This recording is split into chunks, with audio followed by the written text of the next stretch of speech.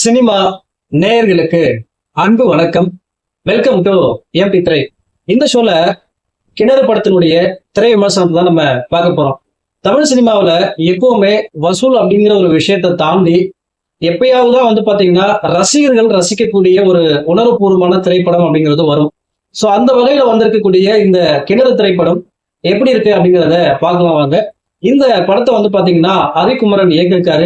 விவேக் பிரசன்னா மற்றும் பலர் இந்த படத்தில் நடிச்சிருக்காங்க. இந்த படம் எப்படி இருக்கு, இந்த படத்தினுடைய கதை என்ன அப்படின்னு சொல்லி பார்க்கலாம் வாங்க. இந்த படத்தினுடைய கதை அப்படின்னு பாத்தீங்கன்னா 4 சிறுவர்களை மையமா வச்சு இந்த படத்தினுடைய கதை தொடங்குது. அந்த 4 சிறுவர்கள் என்ன பண்றாங்க அப்படின்னா கிணத்துல குளிக்கிறதுக்காக ஒரு கிணத்துக்கு போறாங்க.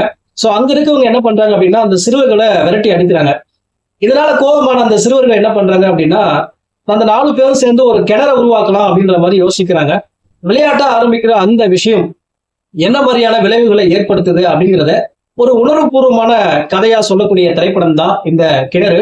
இந்த படத்தை பத்தி ஆலோசனம் அப்படின்னா இந்த படத்தில் நடிச்சிருக்கக்கூடிய முக்கியமான கதாபாத்திரம் அப்படின்னு சொல்றது பாத்தீங்கன்னா அந்த 4 சிறுவர்கள் தான். அந்த கிராமத்துல அங்கேயே வாழ்ந்து பிறந்த மாதிரி ஒரு உணர்வுபூர்வமான நடிப்பை கொடுத்திருப்பாங்க அந்த 4 சிறுவர்கள். உண்மையை சொல்லணும் அப்படின்னா ஒரு படப்பிடிப்பு பிடிச்ச மாதிரியே தெரியாது, ஒரு யதார்த்தமான ஒரு விஷயமா தெரியும். அவ்வளவு ஒரு யதார்த்தமான நடிப்பை கொடுத்திருப்பாங்க.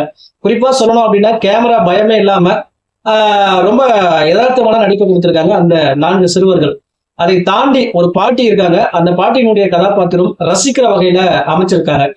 அதுக்கு பிறகு பாத்தீங்கன்னா விவேக் பிரசன்னா வழக்கம் போல தன்னுடைய வழக்கமான தன்னுடைய யதார்த்தமான நடிப்பை பாத்தீங்கன்னா முழுக்க முழுக்க கொடுத்திருக்காரு விவேக் பிரசன்னா.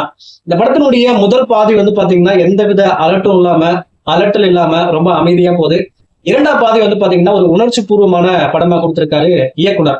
அதாவது 4 சிறுவர்களை வச்சு கதையை நகர்த்தி அதன் மூலமா அந்த பெரியவர்களுடைய மனநிலையை காட்டின விதம் எல்லாமே பாத்தீங்கன்னா ரொம்ப அழகா இருந்துச்சு. இயக்குனர் ஹரிகுமரன் பாத்தீங்கன்னா தனிச்சு நின்று இருக்காரு இந்த கதையில.